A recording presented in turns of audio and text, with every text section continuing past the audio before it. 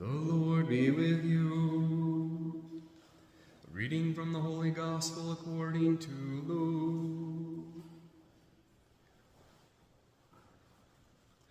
As Jesus continued his journey to Jerusalem, he traveled through Samaria and Galilee. As he was entering a village, 10 lepers met him. They stood at a distance from him and raised their voices, saying, "Jesus, Master, have pity on us." And when he saw them, he said, "Go show yourselves to the priests." As they were going, they were cleansed. And one of them, realizing he had been healed, returned, glorifying God in a loud voice, and he fell at the feet of Jesus and thanked him. He was a Samaritan. Jesus said in reply, 10 were cleansed, were there not? Where are the other 9? Has none but this foreigner returned to give thanks to God? Then he said to him, "Stand up and go. Your faith has saved you." The Gospel of the Lord. Friends, in Scripture we read how Jesus' journey to Jerusalem, he encounters a band of outsiders, 10 lepers who are outcast from society. And these lepers were desperate. They're not allowed to come close to the public. They're specifically barred from entering into society and town. So they're excluded from the privileges, or at least those things that you enjoy within a town.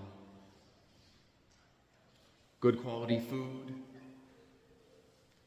socializing, worshiping, neighbors and friends, and all those things that we enjoy in a town. If you lived out into the woods with a band of others and you were all outcasts because of leprosy, or maybe you had some unexplainable infectious disease that they would separate you from society, and it would be forever until you were cleansed. So just think about that psychologically, what these, throughout Scripture, there are many stories about lepers and those who are excluded from the rest of society, how that isolation is even almost a greater suffering than the actual disease. That's the context of this gospel story. It starts off with those who are outcasts. And this whole story is about those, no matter if you have a disease or if you have something that separates you from others, who he loves, heals. He helps all people. He's not prejudiced to any tier class of citizens. He's there for everybody. In other stories, Jesus even lets them come to him and touch him. He lays his hand on them. This band of lepers, 9 of them are Jewish, and 1 is not. But they cry out for mercy. From a distance, they say, "Jesus, Master, have pity on us." And instead of stopping and Jesus kind of coming to them like he had in other stories in the other Gospels that were similar, he just keeps walking and tells them, "Go show yourselves to the priests." And that's it. Now, they do that out of obedience. You can imagine what's going on in their minds. They're probably a very tight-knit family of lepers who they have no one else but themselves. So they're probably like, what do we do? Jesus tells them what to do. They know what he's asking of them, but they have to risk going into town to see the priest. The priest in the book of the Leviticus, there are instructions about those who have, it doesn't matter if it's leprosy or it could be skin lesions. You could have psoriasis and you would be an outcast because they didn't understand what those things were. And they thought everything was infectious, and if you were, they'd see you as unclean. So the faith for these 10 leads them to go, and they're obedient. Their faith compels them to cry out. They follow Jesus' instructions, but only one returns to give thanks. When they realized, or at least the one realized that he was cleansed, he immediately went to go seek this Jesus to give thanks. But they're on the road, they're traveling, the leper went somewhere, the lepers, then they came back. See, these are the details we don't really read, but reason tells us that this was an affair of a lot of figures and things happening. The Samaritan returns, and Jesus is marveled, it says, by the gratitude of the non-Jew, the foreigner. They did not like each other at all. Samaria was in the north, and a long, long time ago, before King David, there was some kind of division, and Jews and Samaritans didn't even talk to each other. Never. If you did, it was taboo. But Jesus did, because he's kind of, that's how he is. He talked to the woman at the well who was a Samaritan. That was also in the same region. Jesus then tells him, your faith has made you well. It signifies not just the physical healing, but the spiritual healing that he also had. And then we shift to that other story in the first reading. This general has leprosy as well.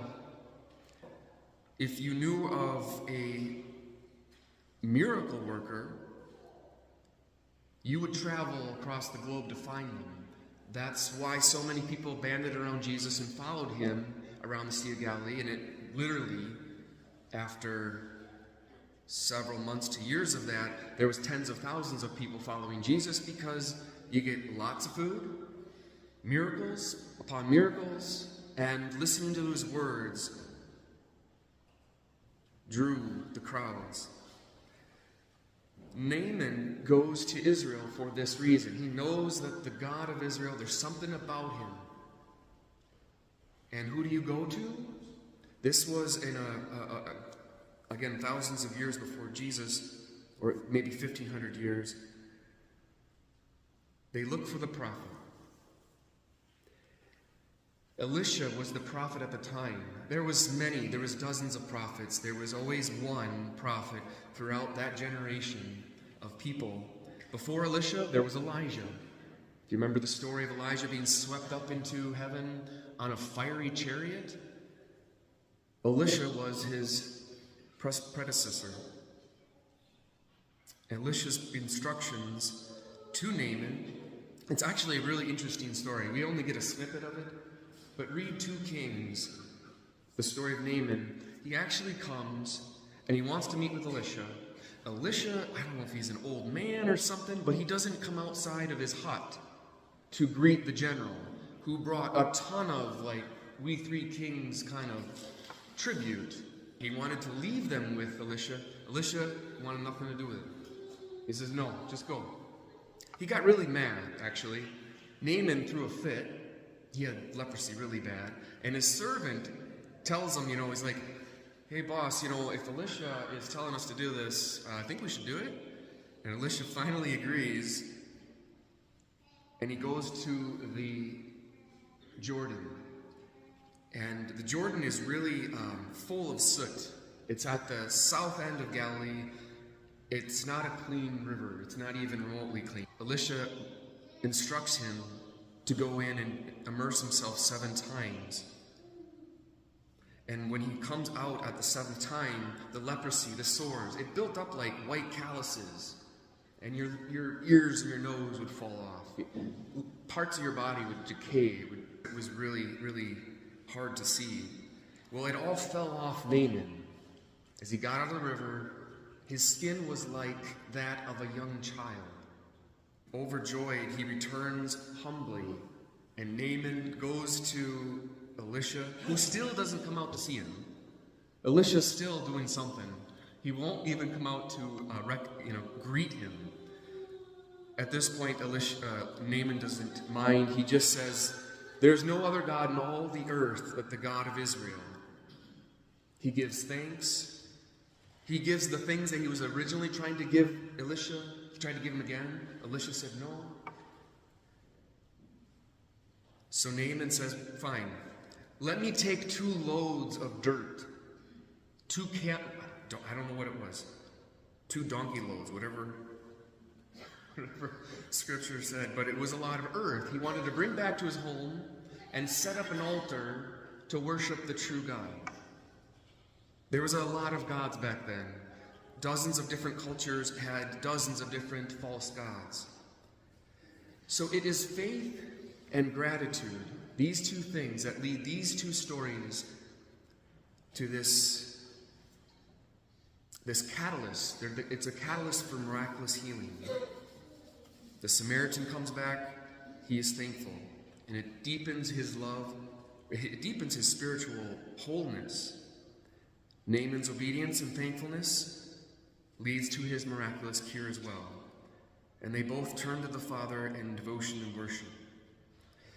Transferring a skeptic, a non-Jew, foreigner, you're not supposed to talk to these people, that was the culture back then, into now believers. God's impartial to who he grants miracles to.